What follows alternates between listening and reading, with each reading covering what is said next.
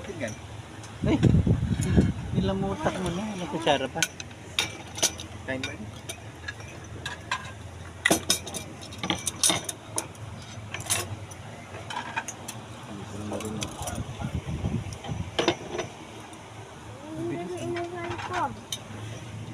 Wala pa yun, mamaya pa. Bilis na.